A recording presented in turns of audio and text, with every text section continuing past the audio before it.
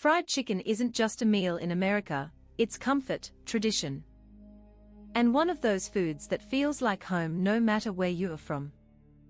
From Sunday dinners in the South to late-night drive-through runs at KFC or Popeyes, fried chicken has a permanent place in American culture. But let me ask you this. What if you could make fried chicken at home that's not just as good as the big fast food chains, but actually better? That's right, today, I'm going to walk you step by step through how to make the crispiest, juiciest fried chicken in your own kitchen, with nothing more than a few simple ingredients, some hot oil, and a little patience. By the end of this, you'll know all the tricks that make fried chicken irresistible. The right marinade, the perfect flour mix, the double dredge secret, and the golden fry that'll leave your whole house smelling like heaven.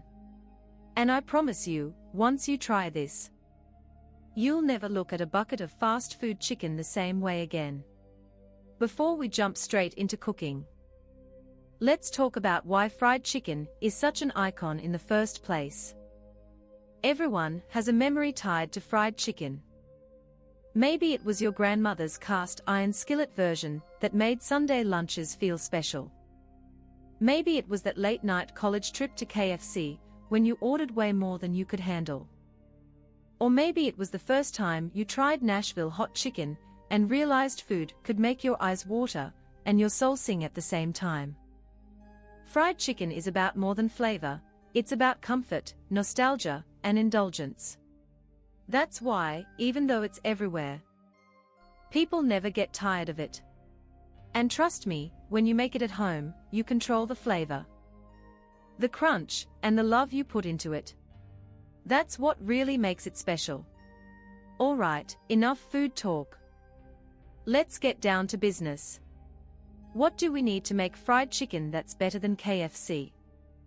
Don't worry, you don't need a laundry list of exotic spices. Everything here is either already in your pantry or easy to grab from any grocery store. First up, of course, the chicken. You can use bone-in drumsticks, thighs, wings, or even boneless breast strips if you prefer. Personally, I love drumsticks and thighs because they stay juicy and flavorful. Next, you'll need buttermilk. This is your chicken's best friend. It tenderizes the meat and infuses it with flavor. Don't have buttermilk? No problem. Just mix regular milk with a tablespoon of vinegar or lemon juice, let it sit for 5 minutes. And boom, you've got homemade buttermilk. Then we've got the coating, flour and cornstarch. Flour gives the chicken structure, while cornstarch is the secret ingredient that makes the crust shatteringly crisp. Add in your spices, paprika, garlic powder, onion powder, cayenne for a little heat, black pepper, and of course, salt. This seasoning mix is where fried chicken goes from basic to unforgettable. And finally, oil. You'll want a neutral oil with a high smoke point, like canola, vegetable, or peanut oil. That's your deep frying magic right there. Let's start with marination. This is where the magic begins, and honestly, it's where most fast food chains cut corners. Place your chicken pieces in a big bowl, pour over the buttermilk, and then add a teaspoon each of paprika, garlic powder, and black pepper. Mix it up. Make sure the chicken is coated completely, cover it with plastic wrap, and pop it in the fridge. Now here's the deal, if you're in a rush, 1 hour of marination will still make a difference. But if you want fried chicken that tastes like a dream, let it sit overnight. That's when the buttermilk really gets inside, breaking down the chicken just enough to keep it juicy without falling apart. This is the step that separates fried chicken from fried chicken that makes people close their eyes and sigh after the first bite. While the chicken's soaking up all that flavor, let's prepare the coating.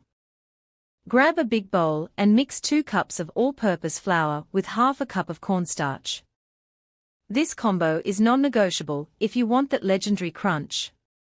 Now add your spices, 2 teaspoons of paprika, 2 teaspoons of garlic powder, 1 teaspoon of onion powder, half a teaspoon of cayenne pepper if you like it spicy, 1 teaspoon of black pepper, and a good tablespoon of salt. Mix it all together with your hands. And here's my favorite trick. Take a few spoonfuls of the buttermilk marinade from the chicken and drizzle it into the flour mix. Rub it in with your fingers until you get little clumps forming. Those clumps, they are golden treasures. When fried, they turn into those crispy, craggy ridges that everyone fights over.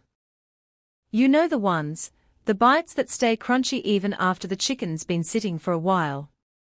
This little hack is what takes your fried chicken from good to unforgettable.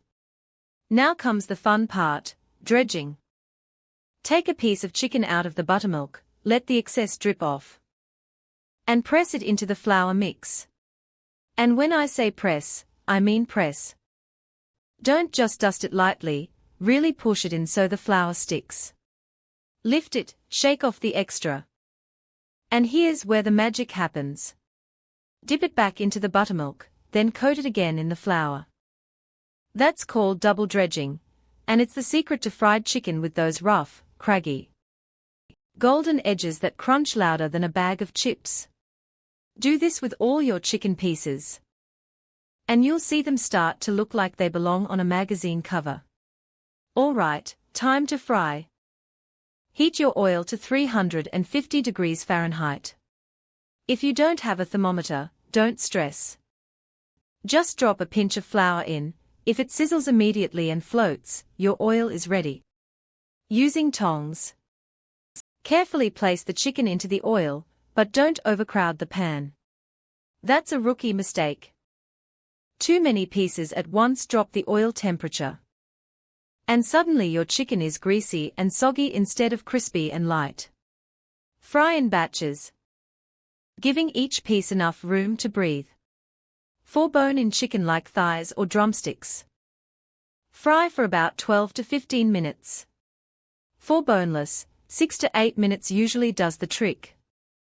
Flip halfway through to make sure both sides get that perfect golden color. Here's another pro tip. Resist the urge to poke, prod, and flip the chicken constantly.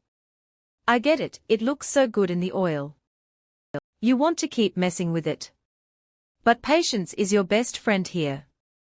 Let the crust form. Let the oil do its job, and trust the process. When the chicken is golden brown and hits 165 degrees Fahrenheit inside, pull it out and place it on a wire rack set over a baking sheet. And let me emphasize this, do not put it on paper towels. Paper towels trap steam, and steam makes soggy chicken. A wire rack keeps the air flowing and the crust crisp. Now, the moment of truth. Pick up a piece, tap it with a knife, and listen to that crunch. Slice it open and watch the steam rise as the juices run down. Golden, crispy, juicy fried chicken that you made right at home.